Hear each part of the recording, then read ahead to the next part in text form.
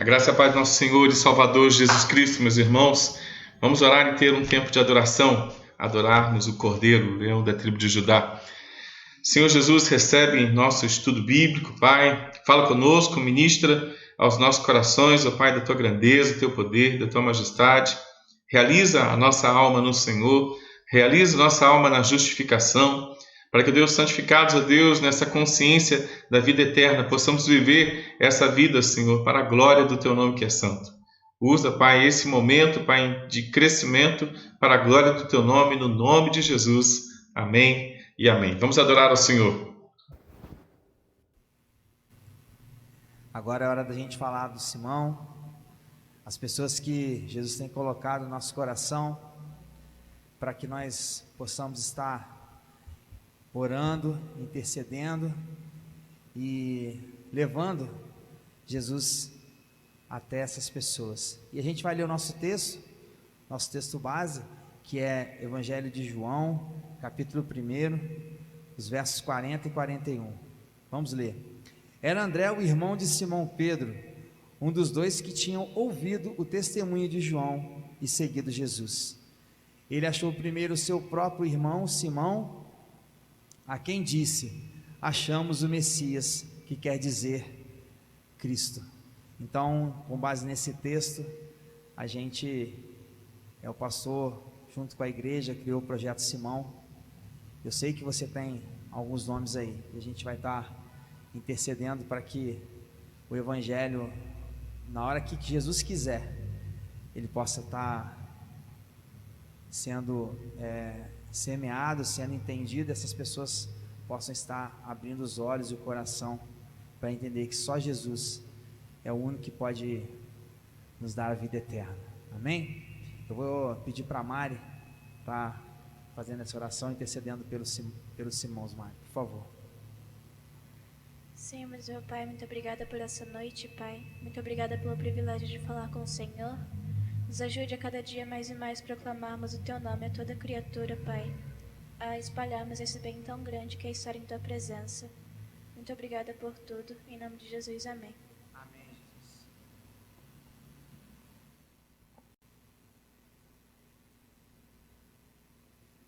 Boa noite, irmãos, graça e paz. Nós estamos aqui muito alegres de poder estarmos louvando ao nome de Jesus mais uma vez. E a gente vai estar cantando para Ele agora, e a gente vai estar dizendo para Ele que não há lugar melhor do que estar na presença dEle, do que estar com Ele. Amém?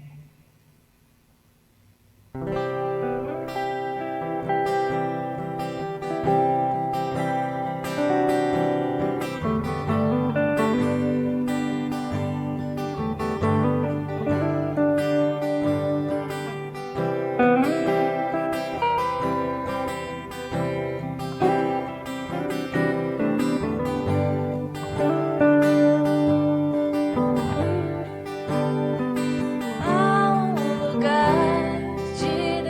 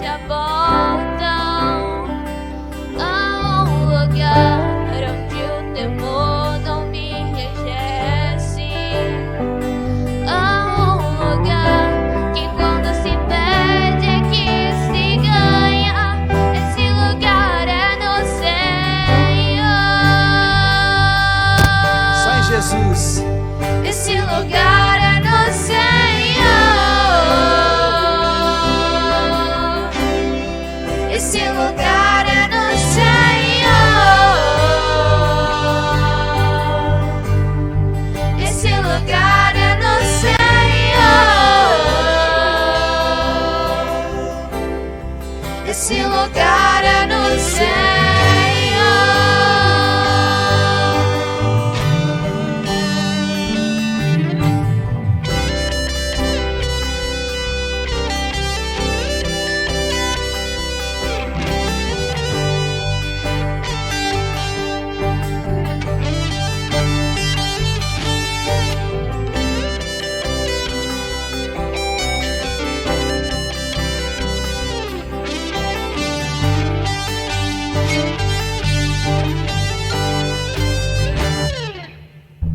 És tudo que eu preciso, Jesus. És tudo que eu preciso, Jesus. Diga isso. És tudo que eu preciso, Jesus. És tudo que eu preciso. És tudo que eu preciso. Diga isso para Jesus. És tudo que eu preciso, Jesus. És tudo que eu preciso, Jesus. És tudo que eu preciso, Jesus. És tudo que eu preciso, Jesus. Senhor Jesus, nós queremos dizer para o Senhor que o Senhor é o suficiente para as nossas vidas. O Senhor nos basta. Nós queremos dizer para o Senhor que nosso coração é desejoso, está desejoso de buscar o Senhor em primeiro lugar e deixar as demais coisas, porque as demais coisas o Senhor cuida. Nós sabemos que o Senhor é um Deus soberano, um Deus que controla todas as coisas e sabe o que nós precisamos. E no momento certo, o Senhor nos dá aquilo que nós precisamos.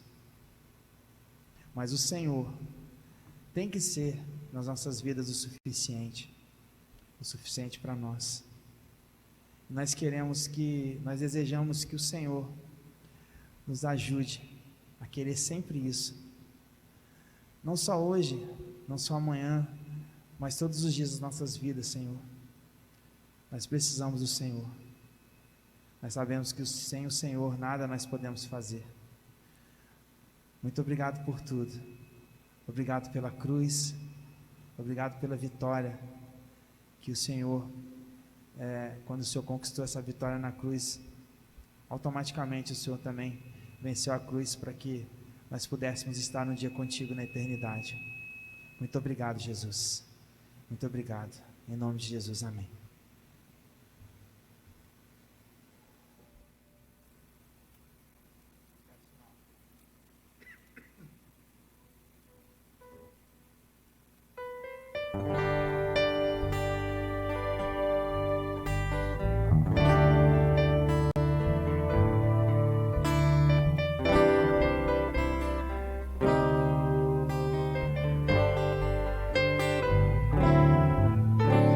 Espírito, em verdade, te adoramos,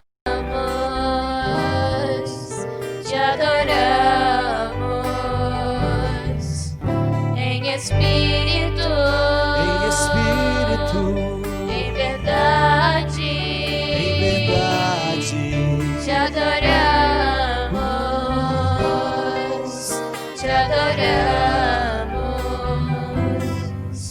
Rei dos Reis e Senhor, te entregamos nosso viver. Rei dos Reis e Senhor, te entregamos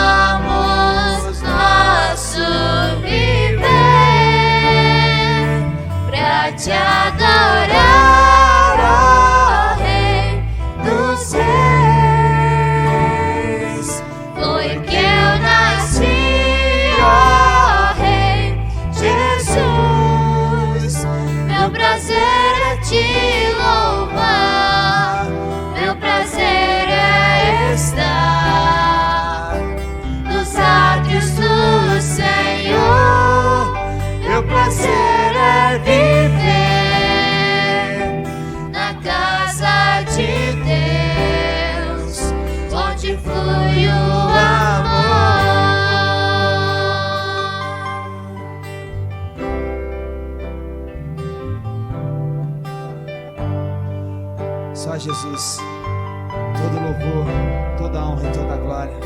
Vamos cantar? Aclame ao Senhor toda a terra e cantemos, poder, majestade, louvores ao Rei. E o quê? Montanhas se prostrem e rujam os mares ao som de teu nome. Alegre te louvo por teus grandes feitos, firmado estarei, sempre te amarei. Incomparáveis são tuas promessas, incomparáveis são tuas promessas, incomparáveis são tuas promessas pra mim.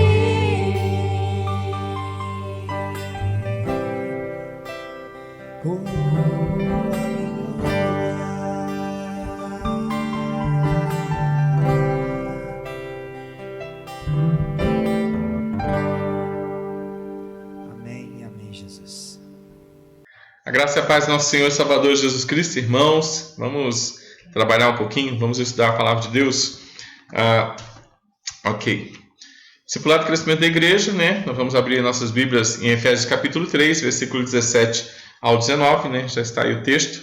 Quando o texto diz assim: o propósito é que todos os santos compreendam, né, qual é a largura, comprimento, altura e também a profundidade, né, do amor de Cristo. Então possam conhecer esse amor que excede qualquer compreensão de tão grande que é, para que sejamos então tomados, não de parte parcial da plenitude de Deus, mas de toda a plenitude de Deus, né? O projeto para nós é o conhecimento, o projeto é a compreensão, e a compreensão não de alguns da igreja, mas de todos os santos, de todos os eleitos, de todos aqueles que foram chamados para viver a plenitude do Senhor. E entendendo a plenitude do Senhor, a gente pode viver essa plenitude. Conhecer o amor de Deus é entender a grandeza dele e viver para a glória dele, tá bom? Então esse é o texto base, né, que a gente estudou essas 5 semanas falando sobre discipulado e crescimento de igreja, né? Depois nós vamos ver como que isso é prático, né? As doutrinas da graça, como que isso é prático no nosso dia a dia. Vamos trabalhar um pouquinho mais sobre isso nas próximas semanas. Mas é interessante entender isso, né? É bom guardar esse versículo, né?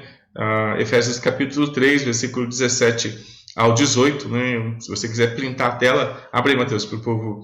Pode printar a tela, né? Vamos contar até 10 aí, se você quiser dar uma printada nessa tela, né?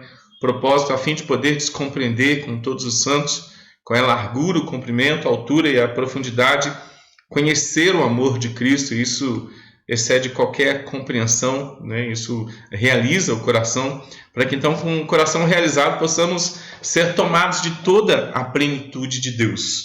Pode abrir, Mateus, vamos passar o texto aqui. Vamos estudar, irmãos, vamos estudar. Esse caminho de conhecimento, o caminho extraordinário do discipulado ensinado por Jesus e confirmado nos ensinos das cartas, passa por aquilo que muitas vezes a gente não compreende no momento, mas que contribui profundamente para o nosso desenvolvimento espiritual, para a nossa maturidade espiritual. São os treinamentos. Os treinamentos são parte integrante do presente da salvação e tem um projeto de produzir perseverança, que tem então ação completa e que nos levam a sermos perfeitos e íntegros e não vivermos uma vida deficiente na consciência, conforme Tiago ensina na sua carta, capítulo 1, versículo 1, 2, 3, 4, também os 5, né, que fala da sabedoria. Ele diz assim: meus irmãos, tende por motivo de toda alegria, não é uma alegria zica, não, é uma alegria muito grande, passar por vários treinamentos, por várias provações, por várias aflições, sabendo que a provação da fé, uma vez que é confirmada na nossa consciência, vai produzir na gente o sentimento de perseverança. E a perseverança tem que ter, então, ação completa para que sejamos perfeitos e totalmente envolvido nisso, íntegro, né? Integridade, todos nós, né? Tudo de nós, né? Em nada deficientes. E o versículo 5 vai dizer assim, olha, se alguém está precisando de sabedoria para viver isso daí, pede sabedoria para Deus, que Ele vai dar sabedoria, né? Então, é interessante que as aflições, as crises e as situações difíceis não deveriam tirar a nossa alegria, deveria produzir mais alegria pela consciência de que somos soldados, né, da tropa de elite de Jesus Cristo sendo treinado. Então, quanto mais treinamento tem, mais a gente tem consciência, né, de que o Senhor está nos treinando. E quanto mais a gente tem consciência de que o Senhor está nos treinando com várias provações, isso deveria alegrar o nosso coração e não entristecê-lo. Meus irmãos, tenham toda alegria, passem por várias provações e tenham consciência de que essa aprovação, a aprovação da fé, da confiança de que o Senhor Jesus é onipotente, onisciente e presente, vai nos ensinar a sua onipotência e onisciência.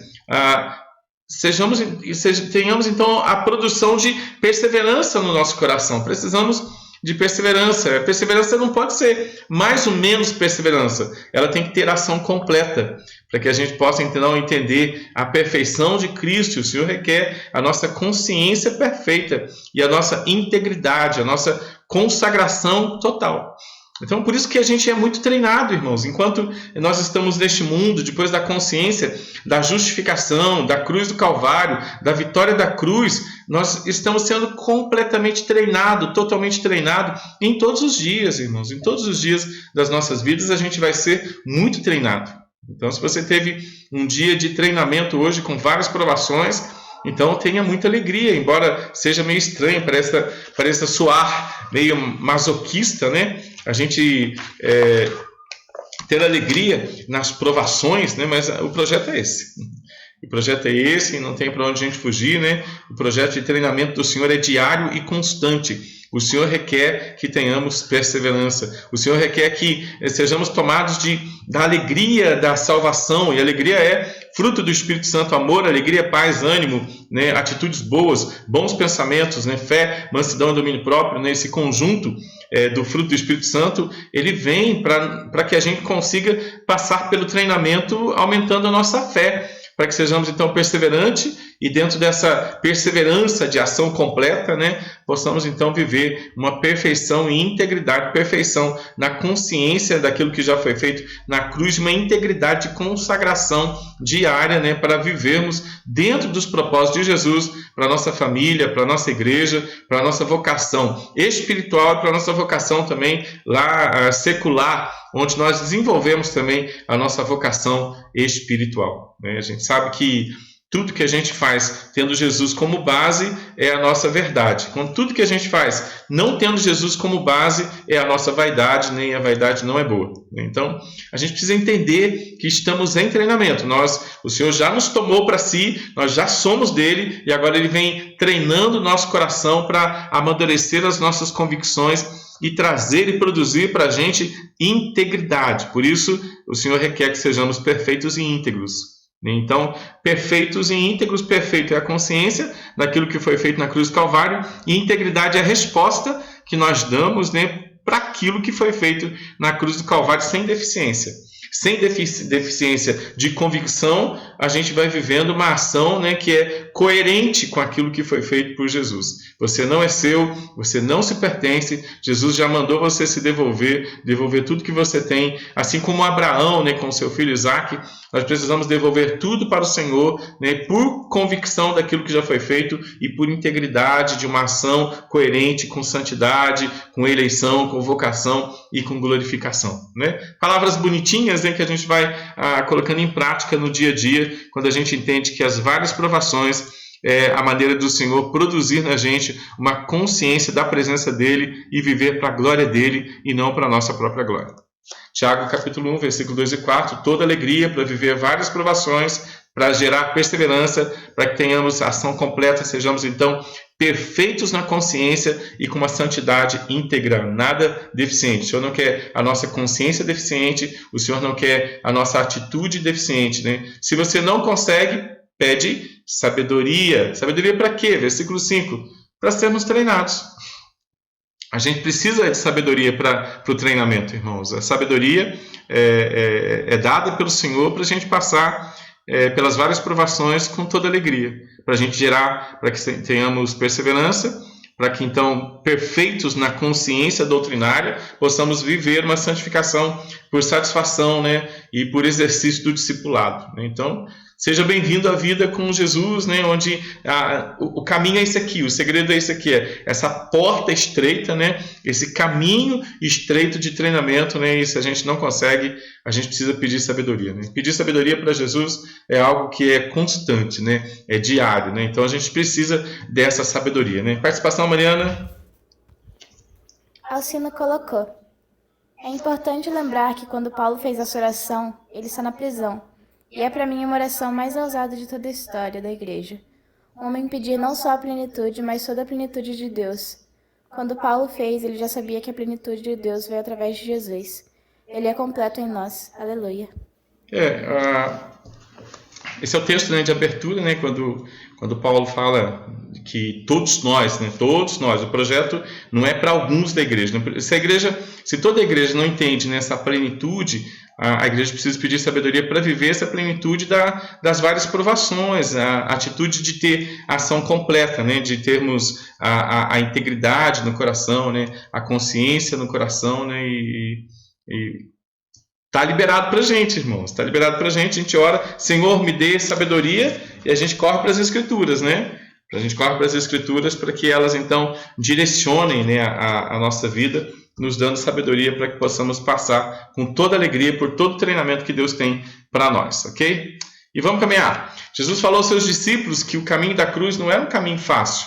A porta seria estreita, né? Os desafios seriam grandes, as aflições estariam sempre por perto. Jesus, né? Essas coisas vos tenho dito para que tenhais paz em mim. No mundo passais por treinamentos, mas tende fé, tenham ânimo, tenham o fruto do Espírito Santo, na consciência de que ele já venceu.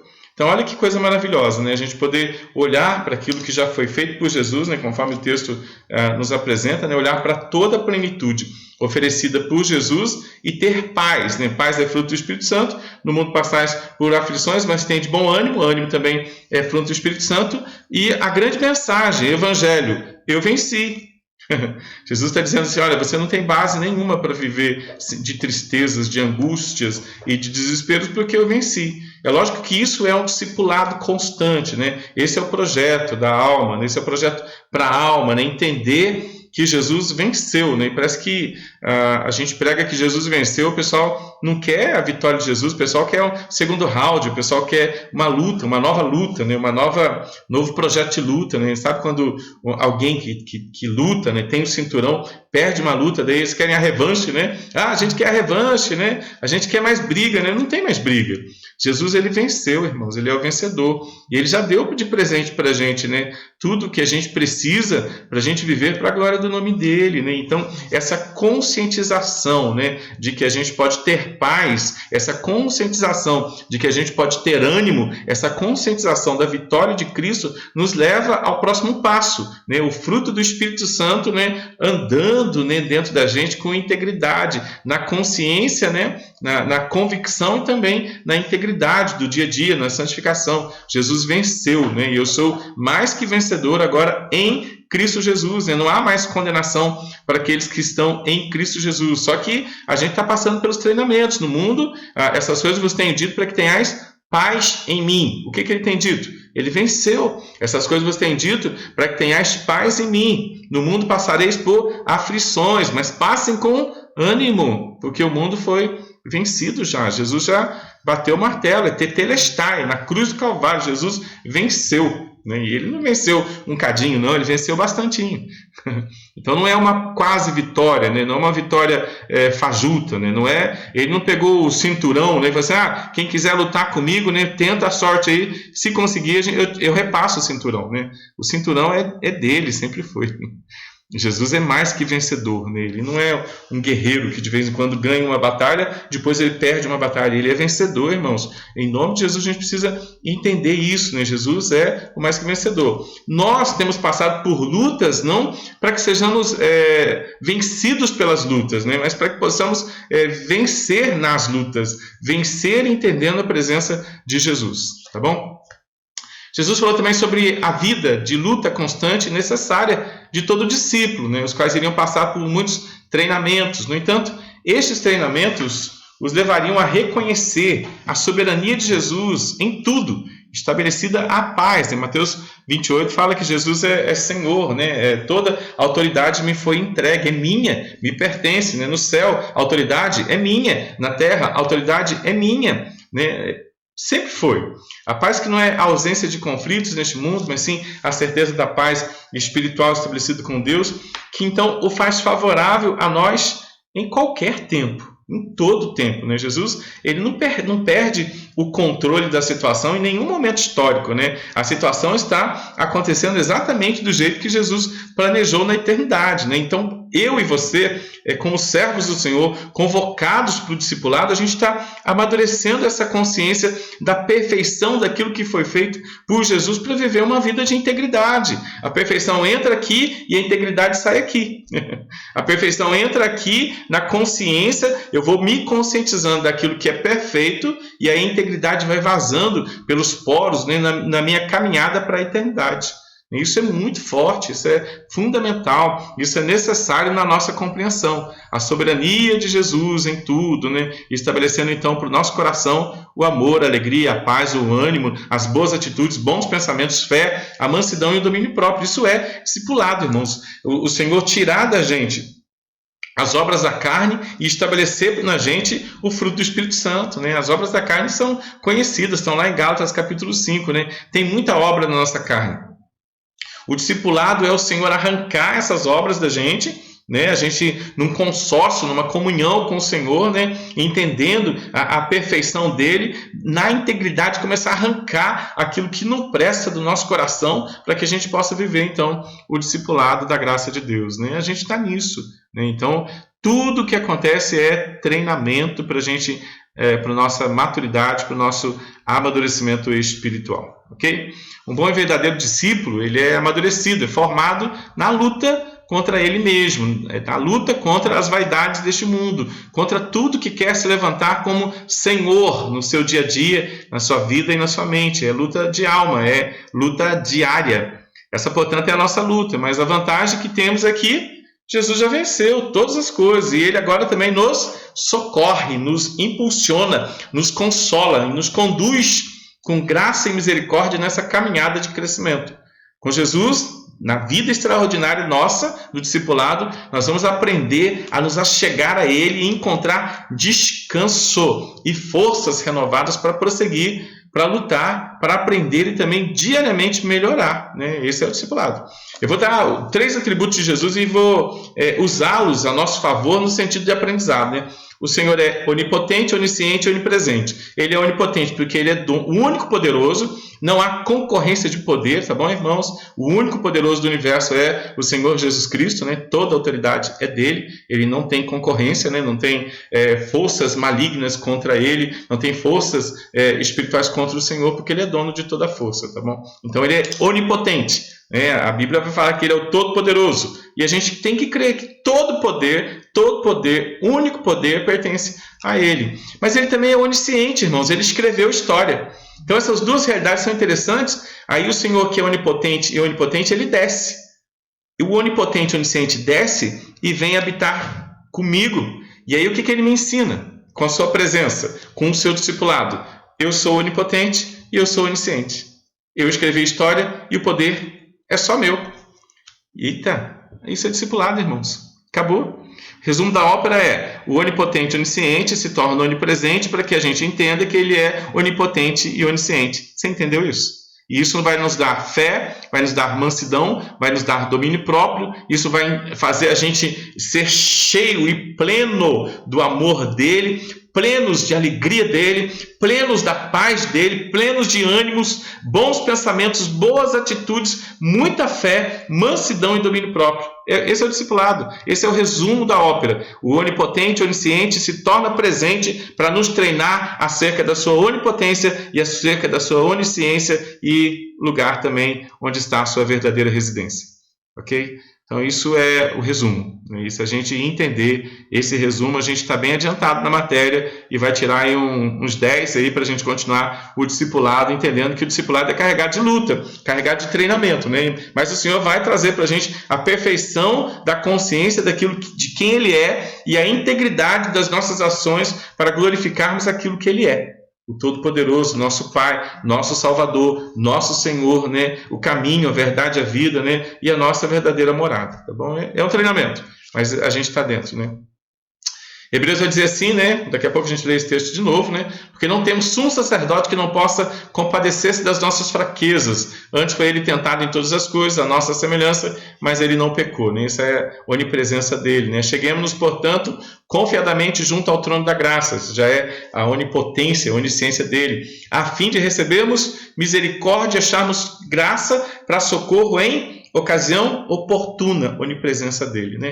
A gente vê Jesus aí nas Escrituras o tempo todo, né? Sumo sacerdote, meu socorrista, meu Deus, meu Salvador, né? Que sabe que eu tenho passado por lutas e quer me abrigar no colo dele para que eu seja treinado, né, nele, né, a compreender, né, que ele está no controle, que ele é poderoso para me ajudar, né, me transportar para uma realidade espiritual de maturidade, de consciência plena, né, e de integridade através da consciência plena, né? O que o Senhor requer de mim? O Senhor requer de mim que eu adore, né, que eu glorifique, mas não ignorante acerca dele, mas consciente acerca dele, né, para que então, entendendo a sua perfeição, eu possa viver então com muita integridade. Vinde a mim, esse é o início do treinamento, né? Isso é só o início do treinamento. Quando Jesus diz em Mateus capítulo 11, versículo 28, 29 e 30, ele diz: vinde a mim. Isso é só o começo do treinamento, né? Quando ele desperta a gente para a gente poder olhar para ele como única solução, olhar para ele como Deus Todo-Poderoso, Deus maravilhoso, Deus sublime, né? Esse é o início do treinamento. Você vem, e aí a gente vai, a gente caminha até ele, e aí a gente começa a entender qual é o projeto dele. Existem dois tipos de pessoas dentro do reino de Deus, né? De Jesus: as que já andam com ele e as que andam sem ele. Dentro do reino, ok? As pessoas dentro do reino que andam sem Jesus se comportam como se fossem dele, mas não são. São falsos discípulos, falsos discipuladores que buscam andar pelas portas largas tentando convencer os outros que este caminho de facilidade, não felicidade, é melhor que o caminho dos treinamentos, né? Qualquer discipulador que ensine para você que passar pelos treinamentos do Senhor é um caos e os treinamentos do Senhor precisam ser repreendidos, né? Ele não é um discipulador, né? Ele não anda com Jesus. Porque a Bíblia, né, de Gênesis a Apocalipse ensina dos treinamentos, né? Vai ensinar treinamentos, né? Então, a porta estreita, irmãos, é uma porta assim, de muitos treinamentos, né? De muito discipulado, né? E a gente vai ter que viver pela fé, na consciência da integridade, do poder, da majestade, do valor do sacrifício na cruz do Calvário, no valor perfeito da justificação. A justificação é o pano de fundo para a nossa ação, né? Jesus é o mediador. Jesus pagou o preço para a gente ser treinado, né? Para a gente amadurecer no treinamento. Então, com certeza, né, se alguém tentar arrancar você do deserto, você vai assim: deixa que no tempo de Jesus ele mesmo me arranca do deserto.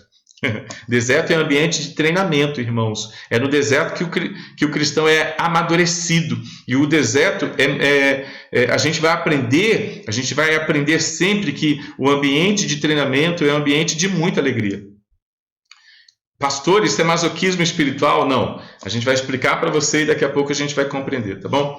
As pessoas de dentro do reino, que andam com Jesus são dependentes de Jesus, amam Jesus, se fundamentam em Jesus para viver. São discípulos que entraram pela porta estreita da compreensão bíblica da vontade do Senhor e agora são treinados com fortes rios para fortalecer a maturidade, e quando parece que vão perder as esperanças, vão perder a força, elas correm para muito mais perto ainda de Jesus, clamando: Senhor, me ajuda, está difícil, está complicado, mas me ajuda.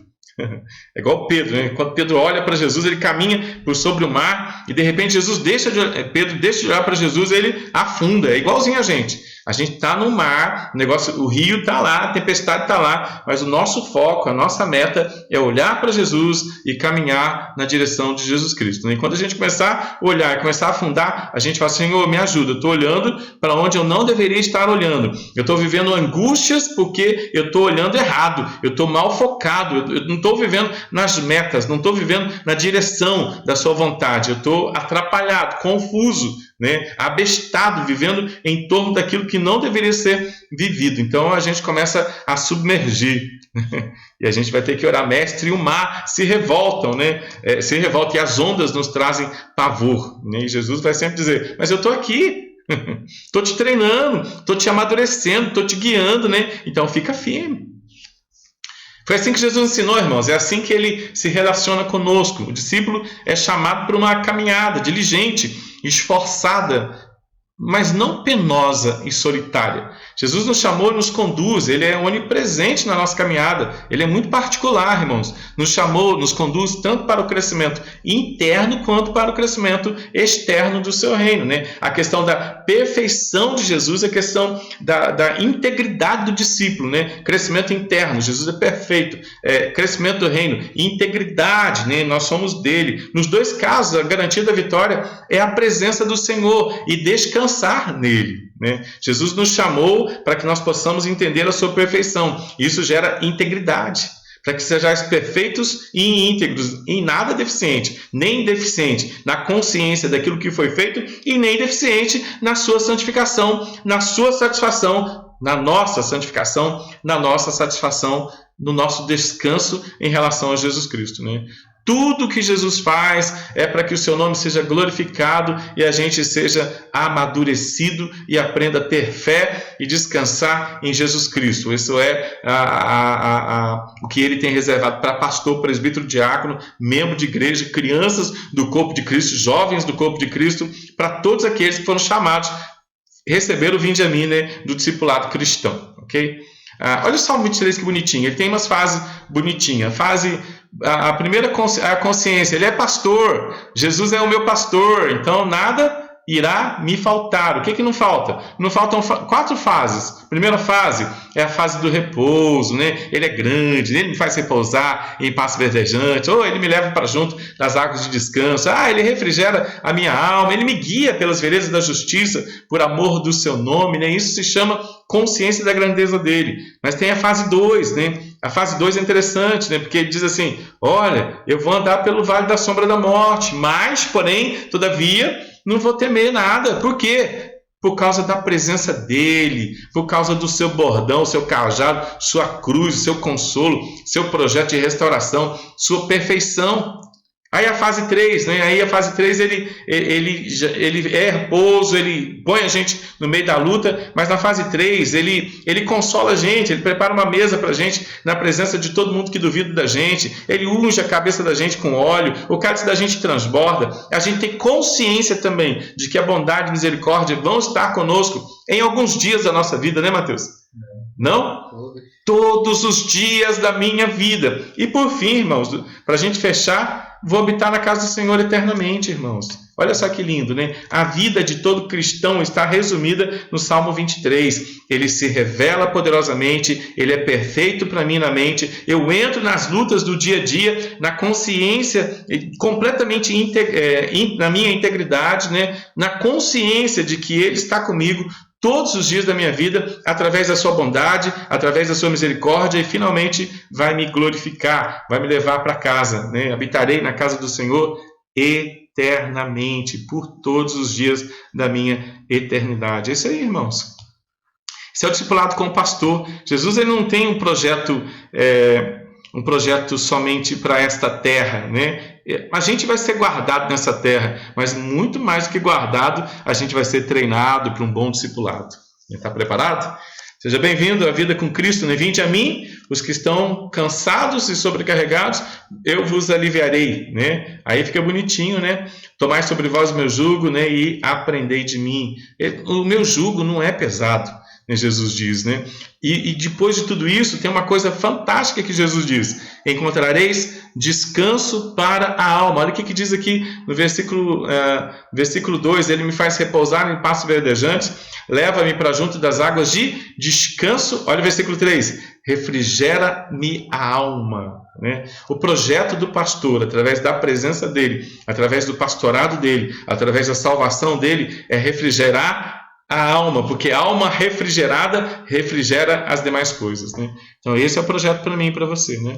No capítulo 11 do Evangelho de Mateus também, Jesus revela que ele não quer os seus discípulos com pesos extras, né? Com desespero. Ele não quer discípulo com estresse, com tristeza, com confusões espirituais, com angústias espirituais enquanto caminham. E ele diz para eles: vem para mim.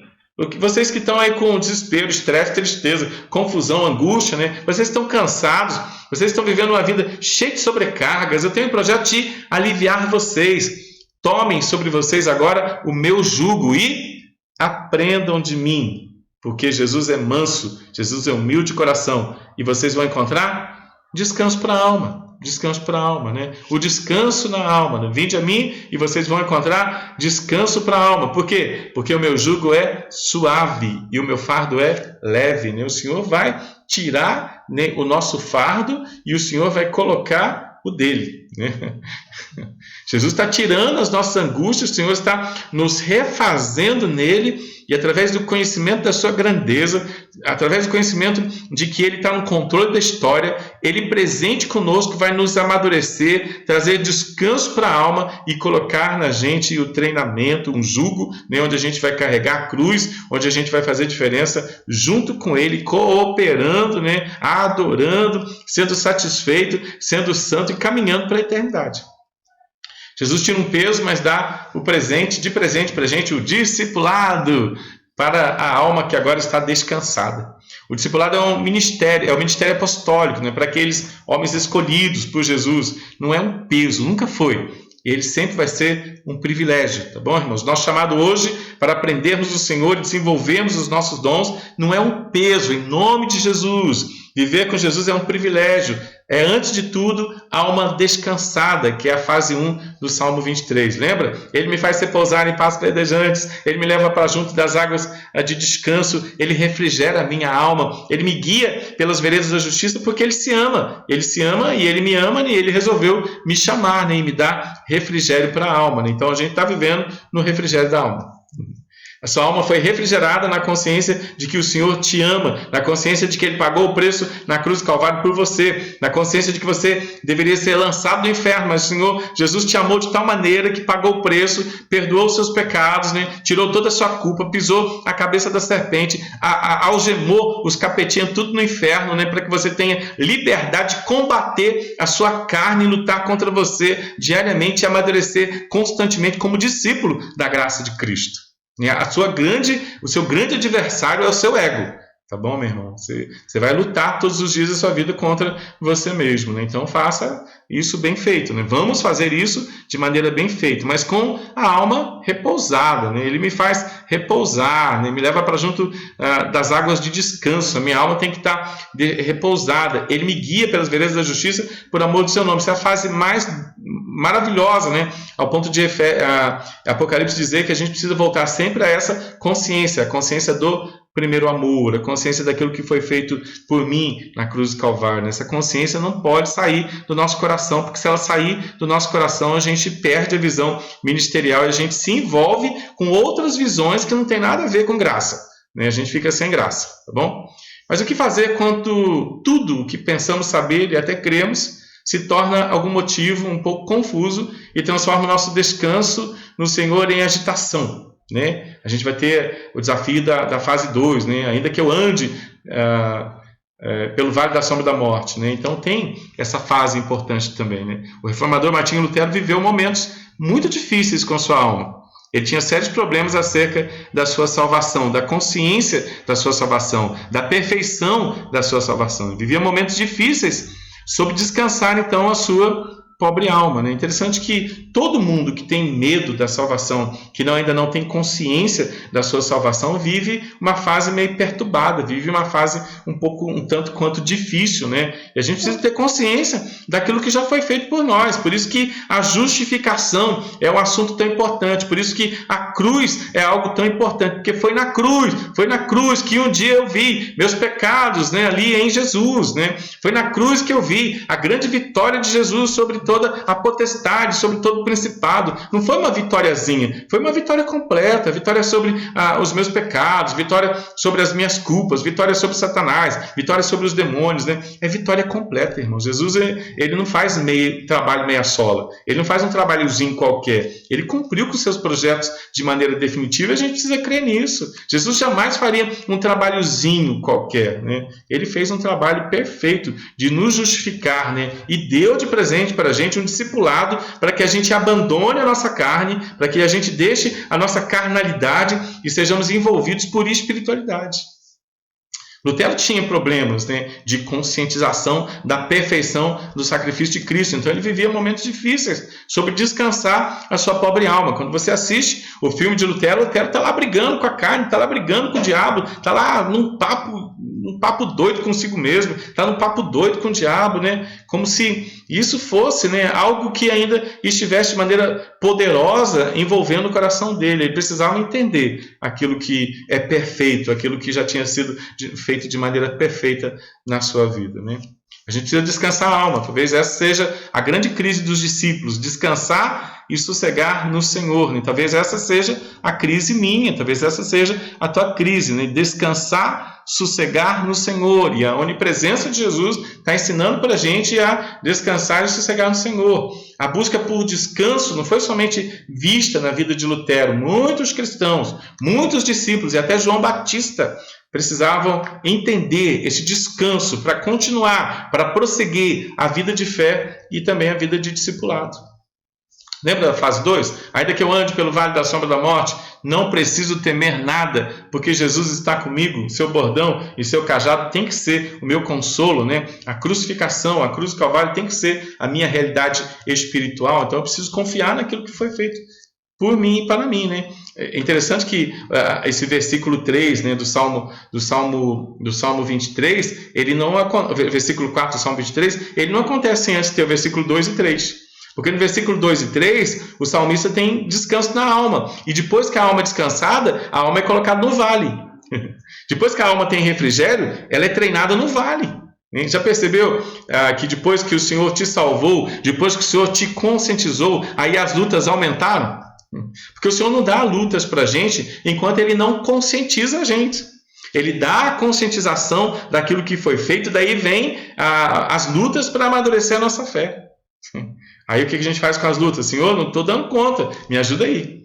No texto de Mateus 11, 2 a 6, João estava preso na prisão, se sentiu pressionado por si mesmo e resolveu fazer a pergunta. Quando ele estava lá no cárcere, quando ouviu falar das obras de Cristo, aí ele enviou seus discípulos para perguntar: Senhor, o Senhor mesmo? És tu aquele que estava para vir ou havemos de esperar outro? E Jesus respondendo disse-lhe: ide anunciar a João que estás ouvindo e vendo, os cegos vêm, os coxos andam, leprosos são purificados, surdos ouvem, os mortos são ressuscitados, aos pobres está sendo pregado o evangelho. Bem-aventurado é aquele que não achar em mim motivo de tropeço, né? Essas palavras foram conforto para João, que brevemente iria morrer, e agora João foi preparado até para morrer por causa daquele que já tinha vindo.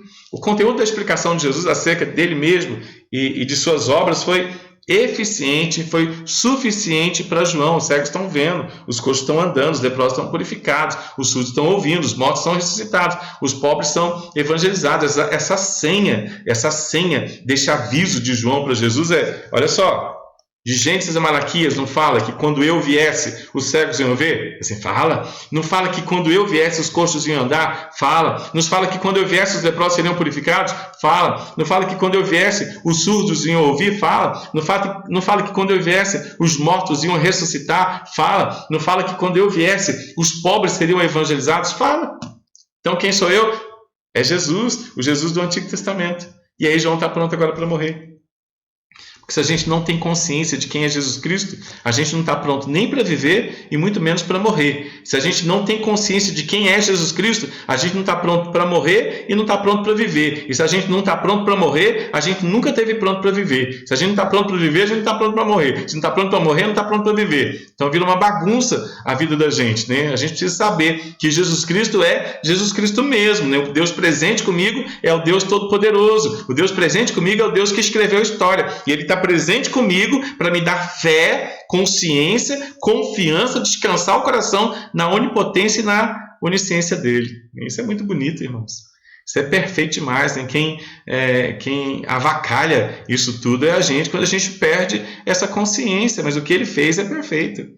E isso, a perfeição dele, produz integridade na nossa vida, né? A gente tem que assumir uma postura, Senhor, a consciência da tua perfeição produz na minha vida agora integridade, Senhor. Você íntegro na minha família, você íntegro no meu trabalho, você íntegro na minha escola, você íntegro na sociedade, vou ter integridade no que eu vou postar nas redes sociais, vou ter integridade no que eu vou falar, vou ter integridade no que eu vou sentir, no que eu vou pensar, eu vou me esforçar mais por aquilo que é perfeito, né? Porque o Senhor realmente me alcançou, né? E João, quando Jesus fala, eu sou Jesus mesmo, rapaz. Aí João sabe que agora ele pode morrer em paz. Porque aquele que viria veio, aquele que viria é o Todo-Poderoso e está na história, né? E a gente precisa confiar nele. A gente tem que confiar mais na presença de Jesus do que na presença das pessoas que estão perto da gente, né? Nossa fé tem que ser firmada nele 24 horas por dia, todos os dias, em todos os dias de luta, né? Ao ponto da gente poder dizer, como o Tiago disse, não entende? Por motivo de toda alegria, o passado por várias provações, e provações são diárias e elas vêm com vontade. São diárias e elas vêm com vontade, né? Você com certeza passou por lutas hoje, né? Mas sabe quem mandou? Foi Jesus.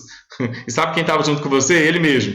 Ele descansou sua alma na cruz do Calvário, agora está dando luta para que você satisfeito viva a sua santificação e você está indo para casa diariamente, né? O que ele está fazendo da gente? Ele está desentubando a gente deste mundo e está entubando a gente na região celestial para a gente viver para a glória dele, na consciência de que nós somos para ele, né? Maduros para ele, né? Todos nós, né? O projeto é que todos nós, não são alguns não, né? E agora sim ficaria mais adequado o versículo que o Alcino colocou. E eu queria pedir para a Mariana ler de novo. Mariana, essa participação do missionário Alcino. Ele participa no começo, ele já quer fechar o estudo. Não pode, Alcino. Tem que deixar o estudo correr um pouquinho, daí depois você lança nessas observações maravilhosas aí. Mariana, titio Alcino. Mariana, você está aí? Estou aqui. É importante lembrar que quando Paulo fez essa oração, ele está na prisão. E é para mim uma oração mais ousada de toda a história da igreja. O homem pedia não só a plenitude, mas toda a plenitude de Deus. Quando Paulo fez, ele já sabia que a plenitude de Deus veio através de Jesus. Ele é completo em nós. Aleluia. Essa plenitude de Jesus, essa perfeição de Jesus, é que dá para a gente confiança e integridade. Se a gente não olha como João Batista fala assim, é você mesmo, né? Como se ele estivesse dizendo assim, você é a plenitude mesmo? Aí Jesus vai, eu sou. Aí ele vai, estou pleno então. Estou pleno. Se os cegos estão vendo, se os coxos estão andando, se os leprosos estão purificados, os surdos estão ouvindo, os mortos estão ressuscitando, os pobres estão sendo evangelizados, então eu posso morrer, porque eu sei que o Senhor é o Senhor mesmo, né? Então, esse é o exercício, né? A presença de Jesus conosco é o maior exercício de fé que a gente tem que experimentar, ok? Porque ainda que eu ande pelo vale da sombra da morte, não temerei mal nenhum, porque tu estás comigo, né? Como é que Jesus se apresenta? Eis que estou convosco todos os dias até eu fechar a conta, né? Então a presença de Jesus né, Ele estar conosco, a emanuelidade de Jesus, o Emanuel, né, é que deve fortalecer as nossas ações, né? Esse é o óculos das nossas atitudes, né? Jesus está comigo, né? E Ele não abre mão de andar comigo, né? Lembra quando os dois discípulos, Cleopas e seu, nem tem nome o outro discípulo, né, no dia da ressurreição foram embora para casa e Jesus foi atrás deles? Aí Jesus foi lá do lado deles e falou: o que está acontecendo?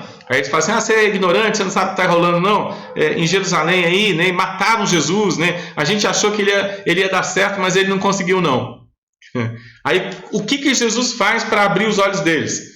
Abre desde Moisés, caminha até Malaquias e dá aula de cristologia poderosa, de cristologia onipotente, de cristologia onisciente, de cristologia vencedora, até que o coração deles pega fogo e aí ele desaparece, porque quando a Bíblia põe fogo na gente, a gente não precisa ver Jesus para ter certeza de que Ele é Rei, de que Ele é todo-poderoso, de que Ele é Senhor da história. Jesus Cristo, Ele é reconhecido nos sacramentos, Ele é reconhecido na Sua palavra, Ele motiva o nosso coração, Ele põe fogo na nossa alma para que a gente volte a confiar nele. Era noite, e naquele dia eles andaram 12 quilômetros para ir para casa, e depois andaram mais 12 quilômetros para voltar para Jerusalém, para contar para todo mundo aquilo que é a maior realidade da história. Ele vive, Ele está vivo, Ele reina, Ele é Senhor, Ele é onipotente, Ele é onisciente e Ele não abre mão de estar conosco, né? Então a gente não pode perder essa visão, a gente não pode perder essa plenitude, né? A plenitude, a convicção da perfeição, do sacrifício pleno, absoluto de Jesus Cristo é o motor que nos conduz à integridade, que nos conduz para a eternidade, nos conduz para a integridade e nos conduz para a eternidade, com consciência de viver para a glória de Deus, de morrer para a glória de Deus, de comer, de beber, fazer todas as demais coisas para a glória de Jesus, irmãos. Isso é discipulado, irmãos. Assim como João Batista, Lutero e tantos outros, hoje, apesar de termos o acesso à história completa de Jesus, seus ensinamentos através das cartas, em muitos momentos como discípulos, nos encontramos sem descanso, irmãos. Nos encontramos com preocupações sobre quem somos neste mundo. O que será das pessoas? O que será da nossa família, da nossa igreja? Será que o Pai me conhece mesmo? Será que o Pai é Jesus mesmo? Será que Ele habita mesmo em mim? Será que Jesus é Jesus mesmo? Será que Ele é de fato onipotente, onisciente, onipresente para me ensinar dele como onipotente e onisciente? Será? E agora? Será que Jesus é tudo isso mesmo? Então por que eu fiquei bravo hoje? Por que você ficou nervoso hoje? Por que a gente ficou carregado de dúvidas hoje? Porque a gente questiona, né? E a gente questiona a onipotência e a onisciência de Jesus todos os dias. Mas Ele é presente, irmãos, e Ele fala para a gente assim: vou te contar umas histórias. Aí Ele não aparece nem em forma de capeta, nem em forma de anjo, nem na forma dele mesmo. Essas expressões elas trazem algumas confusões, mas a palavra de Deus ela traz explicações. Lembra como Jesus tratou Cleopas? Ele abriu desde de Moisés e começou a lembrar, né? Começou a lembrar o coração, né, de Cleopas e seu amigo sobre quem ele é. A Bíblia nos lembra quem Jesus é, tanto no Antigo Testamento como no Novo Testamento, para trazer consciência da sua perfeição. Ele está conosco, irmão, e ainda que eu ande pelo vale da sombra da pandemia, ainda que eu ande pelo vale da sombra de muitas outras coisas do nosso dia a dia, ainda que eu ande pelo vale da sombra da morte, eu não preciso ter medo, porque o Senhor tira o meu medo e Ele vai comigo, segurando as minhas mãos, para eu ter consciência de que Ele é o único poderoso, que Ele escreveu a história e de que está tudo dominado por Ele. E Ele é comigo presente para me discipular e me treinar a mente, a visão, para reconhecê-lo em tudo que há. Provérbios capítulo 3, versículo 6 diz assim: reconhece-o em todos os seus caminhos, né? Reconhece a sua onipotência em todos os seus caminhos, reconhece a onisciência do Senhor em todos os seus caminhos, reconhece que Ele está presente com você, segurando você, tratando o seu coração, para que você aprenda a glorificar o seu nome e aprenda a confiar nele e a amadurecer para a glória do seu nome. Isso é Jesus, irmãos. Isso é discipulado, né? É disso que a gente está falando. É disso que a Bíblia está falando. O onipotente, o onisciente está presente para me ensinar da sua onipotência, da sua onisciência e entender que Ele é o único Rei, Ele é o Senhor dos senhores, é o Rei dos reis. Ok? A tudo isso Jesus responde: vinde a mim, os que estão cansados, os que estão sobrecarregados, e eu vos aliviarei. Tomem sobre vós o meu jugo e aprendam de mim, porque sou manso e humilde de coração, e encontrareis então descanso para a alma. O jugo é suave, o fardo é leve, né? Mas venham a mim. O convite é a mim, né? Vinde a mim os que estão cansados, sobrecarregados, e eu vos aliviarei. Tomem sobre vós o meu jugo, aprendam de mim. Eu sou manso, sou humilde de coração. Encontrem descanso para a alma, né? Junto comigo, né? Eu estou com vocês. Eu sou mansinho, sou humilde de coração. Tenho paciência de treinar você para que sua alma seja descansada, né? Meu jugo é suave, meu fardo é leve. Eu sou o Emanuel, eu treino você pessoalmente, né? Então isso é muito interessante, né? Jesus, ele não deixa o treinamento para anjo, ele não deixa ele não terceiriza o treinamento, né? Ele faz isso pessoalmente. Que delícia, né? O onipotente, onisciente, ele faz o treinamento pessoalmente? Quem é que ele manda me guardar? Não, ele mesmo guarda. Não é anjo? Não, anjo é só no Antigo Testamento. Quem guarda você particularmente, morando em você, é ele. Quem é que me treina? Fulano de tal, ciclano? Não, é ele mesmo. Jesus traz para si, irmãos. Ele traz para si o nosso treinamento, ele traz para si a nossa segurança. Ele é eficiente, ele é suficiente. Hebreus fala que Jesus é maior que os anjos, ele veio fazer o trabalho, né? É maior que Moisés, ele veio fazer o trabalho de Moisés. Ele é maior que Arão, ele já veio fazer o trabalho de Arão. Ele é maior que o sacerdócio, ele já veio fazer o trabalho de sacerdócio. Jesus habita o nosso coração para a gente não perder essa consciência. A gente vive perdendo. Eu, de vez em quando, 3x2, eu perco essa consciência. Eu fico muito amargo com o Edivaldo, fico muito magoado com esse cara. Irmãos, no Antigo Testamento o Senhor acampava o seu anjo ao meu redor para me guardar. Hoje quem guarda é Ele mesmo. Sempre foi Ele. O Senhor habita meu coração para me guardar, para me treinar, para que eu aprenda a confiar na Sua presença, né? Para que eu aprenda a descansar nele, né? Isso é um exercício de discipulado constante, irmãos. A misericórdia do Senhor tinha que se renovar todas as manhãs, porque todas as manhãs tinha que se oferecer sacrifício por causa dos pecados. Agora a misericórdia do Senhor já é definitiva, não é renovável, não precisa de renovação, a não ser aqui na minha mente. Na minha mente eu preciso entender isso precisa se renovar constantemente em mim. Mas isso também é o meu discipulado, isso também é o meu treinamento. O Senhor já morreu na cruz, já pagou o preço, já pisou a cabeça da serpente, tem um céu maravilhoso me aguardando, mas eu preciso lembrar disso. Senão eu vou para casa triste, vou brigar com todo mundo, né? Quando Cleopas e seu amigo estavam caminhando, né, indo para casa, eles estavam discutindo, eles estavam brigando, irmãos, andando 12 quilômetros para brigar e para dizer: Jesus não venceu, Jesus não é ninguém, Jesus não é Jesus, né? A gente achou que ele ia vencer, a gente achou que ele era Deus, a gente achou, mas ele é Deus sim, irmãos.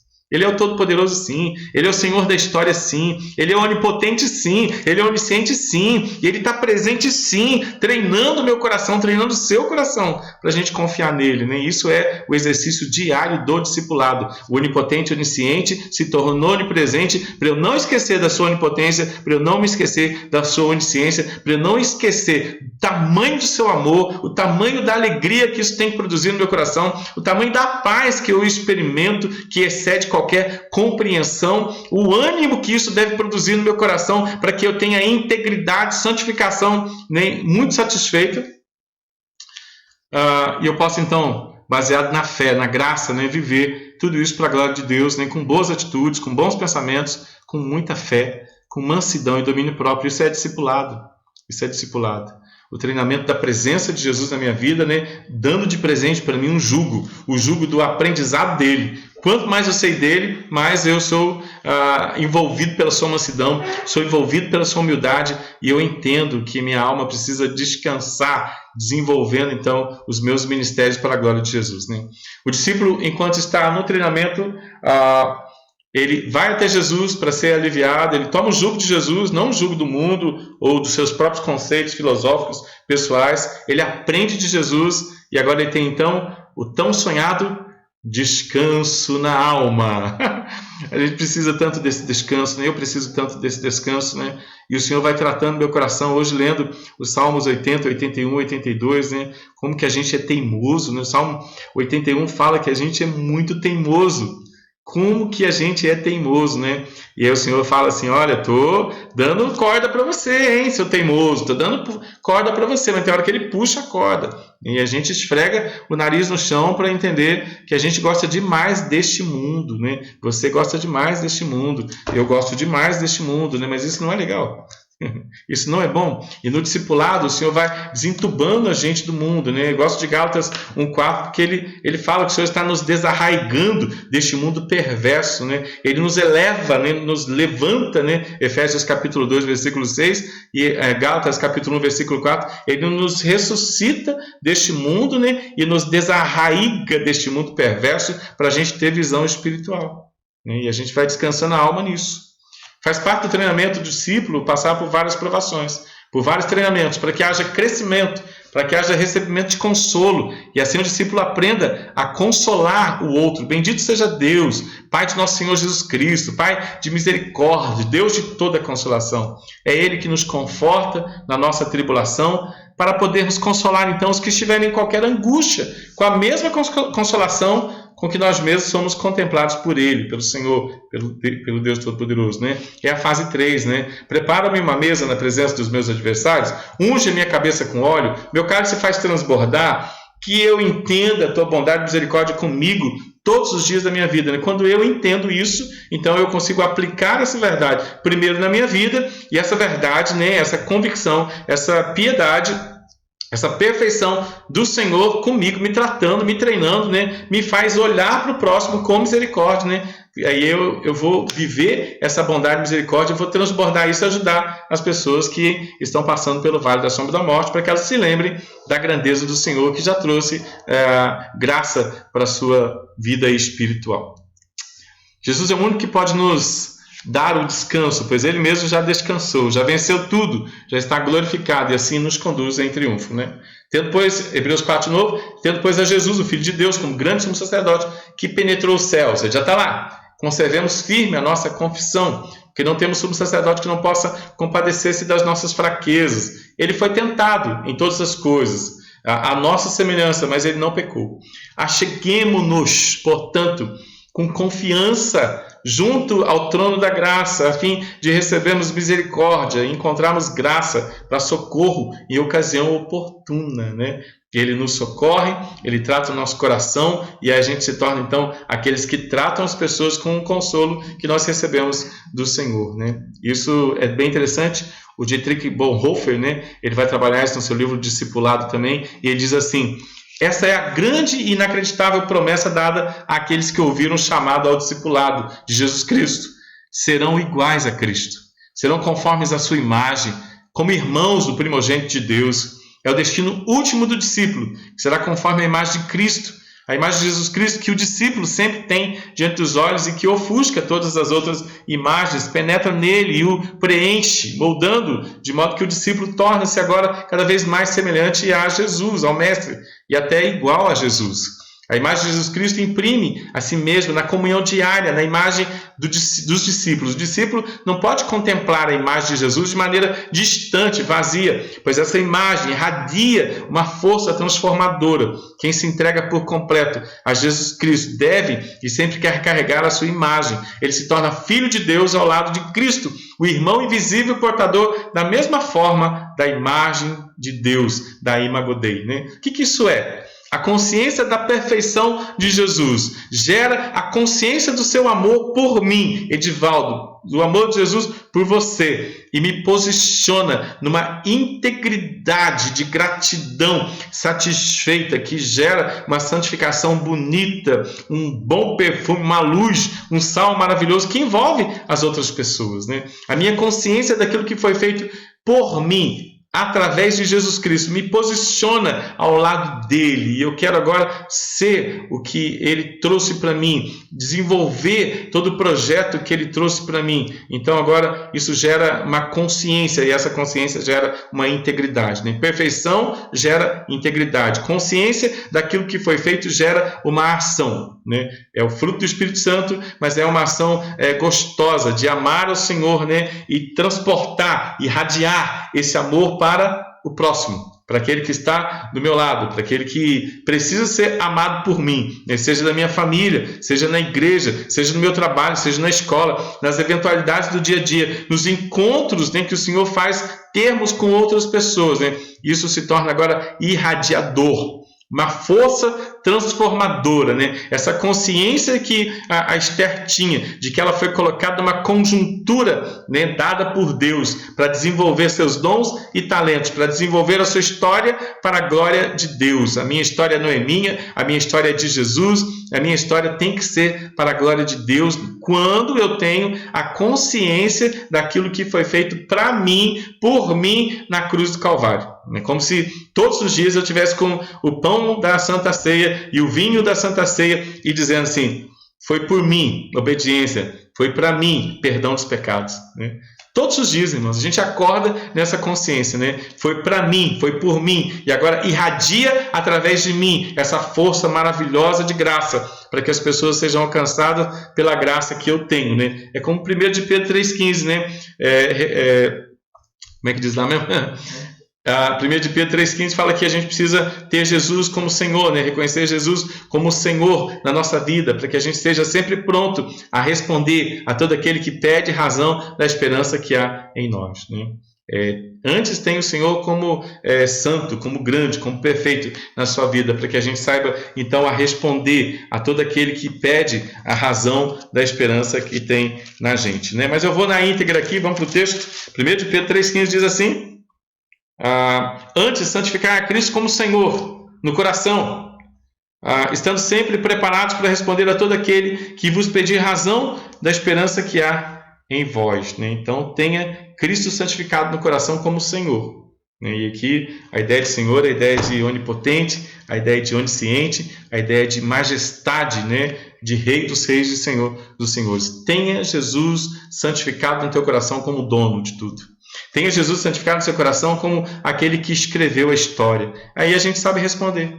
A gente sabe falar da pandemia, a gente sabe falar de economia, a gente sabe falar de política, né? A gente sabe falar de tudo, né? Porque tudo tem que promover a glória de Deus, né? A gente vai promover a glória do Senhor, onde nós estamos trabalhando, com as nossas posses, com a sabedoria que o Senhor tenha nos dado, tudo é para a glória de Deus, né? A gente vai usar o filtro da santidade do Senhor, da soberania do Senhor, do senhorio da soberania do Senhor para poder fazer as demais coisas, né? O padrão de crescimento dado por Jesus é muito elevado, né? Olha o projeto. E aí, de novo, né? Até que todos, não é alguns, cheguemos à unidade da fé. Até que todos cheguemos ao pleno conhecimento do Filho de Deus, da perfeição, a perfeita varonilidade, a medida da estatura, da plenitude de Cristo. Não tem outro projeto, sabe? O projeto é a medida da estatura da plenitude de Cristo. A nossa oração não é uma oração vaga, né? A nossa oração é uma oração que deve nos levar a pensarmos na medida da estatura da plenitude de Cristo. Onde você quer chegar? Medida da estatura da plenitude de Cristo. Para quê? Eu não quero ser menino agitado, irmão, sabe? Menino agitado pulando de um galho para o outro. É o que está escrito aí, ó. Meninos agitados de um lado para o outro, levados ao redor por todo o vento de ensinamento, de doutrina, de daquê, pela artimanha dos homens, pela astúcia com que induzem ao erro. Esses são os capetas da Bíblia, esses são os demônios da Bíblia, esses são os satanáses da Bíblia. Gente que tem a verdade para ensinar, mas não ensina a verdade. Ensina a verdade carregado com outra coisa. É contra eles as grandes brigas espirituais, né? Então, o que eu tenho que fazer? Preciso conhecer a varonilidade, a perfeita varonilidade de Cristo, né? Eu tenho que ter o pleno conhecimento do Filho de Deus, para que eu não seja levado por todo vento de doutrina, nem seja menino agitado, né? A igreja não pode ser uma creche de meninos agitados, né, de um lado para o outro, né, levados por todo vento de doutrina. Toma cuidado, porque canções também trazem doutrinas, né? Cânticos errados trazem aprendizado errado. É interessante que a gente ouve um cântico 100 vezes, né, e ouve uma mensagem uma única vez. Então a gente é alimentado demais com cânticos. Cuidado com cânticos que trazem vento de doutrina, né, de homens que nem têm conhecimento bíblico, que criam músicas que acabam levando o povo ao erro. Então vigia muito, né? É mais importante a gente saber doutrina do que saber todo tipo de música que é lançado no mercado aí, né? Precisa conhecer doutrina para filtrar um pouquinho também do monte de vento de doutrina que um monte de música traz aí pra gente, tá bom? Vamos caminhar e vamos fechando, tá? Tá quase acabando. O ser humano pecador, irmãos, com a imagem caída por causa da depravação, é chamado agora para ter a imagem de Deus restaurada nele, a Imago Dei reproduzida nele. Este é o processo de discipulado que envolve a vida toda, né? Desde que a gente nasceu, desde que o Edivaldo nasceu, você nasceu, o Senhor está trabalhando a gente, né? Em todas as áreas, tudo, prosseguindo para o crescimento, todos os momentos, todos os detalhes, momentos aí, todas as conjunturas, né? Todos os detalhes, cooperando para que o discípulo cresça nessa plenitude gigante, né? Dietrich Bonhoeffer vai dizer assim: não somos nós que nos tornamos a imagem de Cristo, mas é a própria imagem de Cristo que quer tomar forma dentro da gente, né? E manifestar-se em nós. Cristo não encerrará seu trabalho em nós até que nos tenha aperfeiçoado a sua imagem. Precisamos, então, nos conformar à forma completa do encarnado, crucificado e glorificado Jesus Cristo, né? Esse exercício, né, diário, tá bom? Esse exercício diário constante, né, que o Senhor tem para nós, né? Ok, né? Vamos fechar? Vamos lá. Nós fomos chamados, irmãos, para amar o amor de Jesus, para viver sua alegria, para viver sua paz e animados a adorar com muita satisfação ao Rei dos Reis, o Senhor dos Senhores, né? Teremos treinamentos, sejam bem-vindos aos treinamentos. Jesus nos dê alegria e ânimo para não desperdiçar nenhum treinamento, seja nos refrigérios, seja nos vales, nas mesas consoladoras. Glorifiquemos Jesus e aleluia. Ainda tem a fase 4, que a gente vai só ler. Habitarei na casa do Senhor para todo sempre, né? Esse é o projeto. Esse é o projeto. O Senhor nos chamou aqui, na transitoriedade, para nos trazer a visão da eternidade. Mas Ele pagou o preço para a gente não depender da transitoriedade. Ele pagou o preço para que os nossos olhos sejam fixos na eternidade. Por isso Ele dizer: busque em primeiro lugar a eternidade, né? Por isso que Ele diz em Colossenses 3, né, olhe para as coisas do alto, né, onde Cristo habita, né, não nas coisas que são aqui da terra. Isso é discipulado. Que o onipotente, onisciente, onipresente Jesus nos conduz a entender que Ele é perfeito, Ele fez tudo perfeito, não deixou briguinhas desnecessárias para a gente, exceto a briga contra a carne, né? Contra os falsos pregadores que Paulo vai chamar de diabo, de Satanás, né? De gente que quer mexer na região espiritual, né? Mas a sua luta é contra a mentira, né? A sua luta é contra a sua carne, a sua luta é ter consciência daquilo que foi feito, né? João Batista perguntou: Jesus, o Senhor é Jesus mesmo? O Senhor é onipotente mesmo? O Senhor é onisciente mesmo? Aí Jesus fala assim: sou eu mesmo. Aí ele pode morrer tranquilo. E ele morre. Que Jesus nos ensine a viver para Ele. Que Jesus nos ensine a morrer para Ele. Morrer e viver para a glória dEle. Quer comamos, quer bebamos, ou façamos outra coisa qualquer, Jesus é o mediador. Jesus é a lente, né, de contato com todas as realidades, para que todas as realidades sejam vividas na consciência de que Ele é soberano. Ele é Rei dos Reis. Ele é Senhor dos Senhores. Ele escreveu a história. Ele domina a história. Está nos amadurecendo para que possamos então glorificar e bendizer o seu nome santo. Presbítero Adalto está por aí? Estou sim, pastor. Boa noite. Muito obrigado porque participar da palavra de Deus é um privilégio para nós. Santo Deus, o nosso Pai, glorificado seja o teu nome. Muito obrigado, Deus, por essa oportunidade de estar, meu Deus, ouvindo a mensagem da tua palavra. Te agradeço, ó Deus, porque tu tens nos sustentado, nos abençoado. Também te pedimos, ó Deus, esteja abençoando a tua igreja, abençoando, Deus, neste ano, o ano de eleição, que seja, ó Deus, eleito aquelas pessoas que são comprometidas com a sua palavra e com o bem do nosso município e do nosso povo. Também te pedimos, ó Deus, que esteja abençoando aquelas pessoas que estão lutando com enfermidade, esteja curando para a nossa alegria, mas para a honra e para a glória do teu nome. Entregamos, Deus, nas tuas mãos, nas nossas vidas, te pedimos orientação dos nossos céus. É em nome de Jesus que nós pedimos e te agradecemos. Amém. Fica com Jesus, a paz seja com os irmãos, amor com fé, da parte de Deus Pai, do Senhor Jesus Cristo, nosso discipulador, nosso onipotente, nosso onisciente, Deus presente, nos ensinando que Ele é tudo que a gente precisa. Deus abençoe.